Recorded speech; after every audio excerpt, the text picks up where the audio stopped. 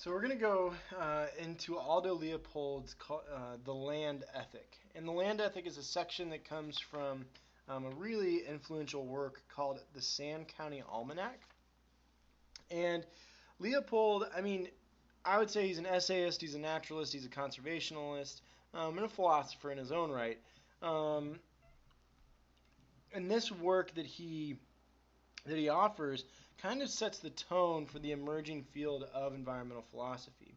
And my environmental philosophy didn't really start to take shape until the 70s or 80s when there was a group of philosophers that started asking these questions about the environment, of seeing kind of various decisions being made without, maybe full or maybe a more kind of encompassing deliberation here.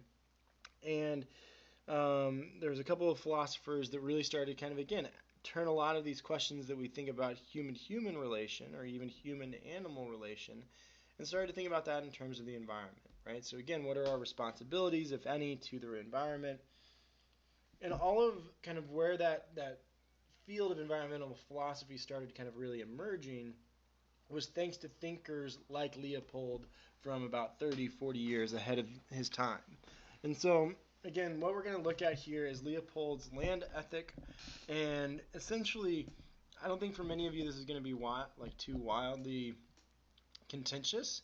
But again, I think that what Leopold offers is a bit radical, because I think that a lot of us, perhaps watching this video, again, kind of enter into the position of one's relationship to the environment very much in that Western way of thinking of, we need to be good stewards of the land, but ultimately it's there for us. We can do what we want. We can take what we need, etc. And Leopold is, again, he's going to offer an alternative perspective that I think, if really kind of like taken seriously, is kind of provocative, at least. And so this is where Leopold says on 446, there is yet no ethic dealing with human beings' relationship to the land and to the animals and the plants which grow upon it. Land, like Odysseus' slave girls, and this is from an anecdote on the previous page if you want to go back and read it, is still property.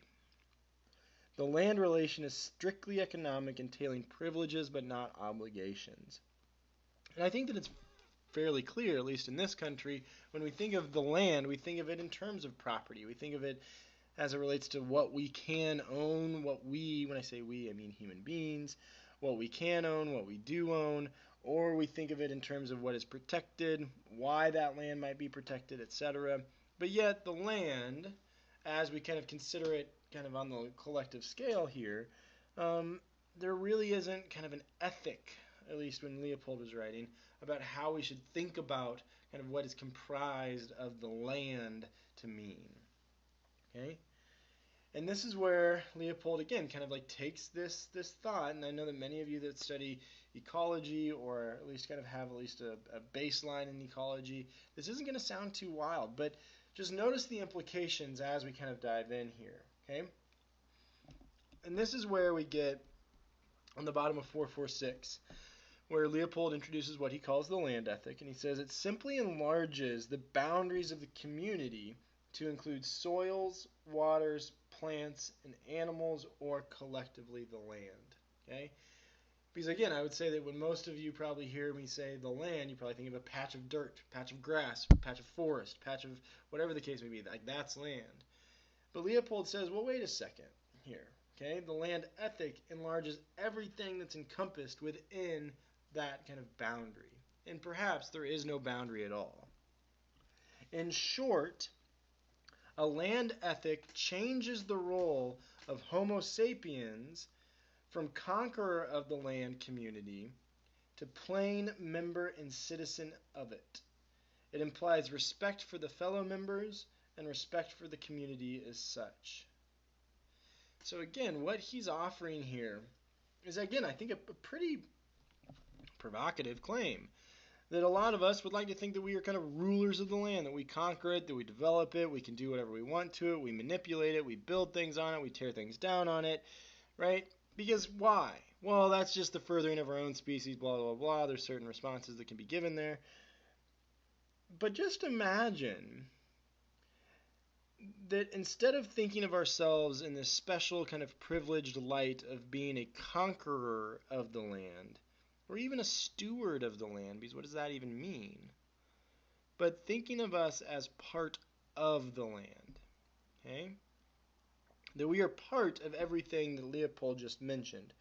Soils, waters, plants, and animals, or collectively the land. Okay?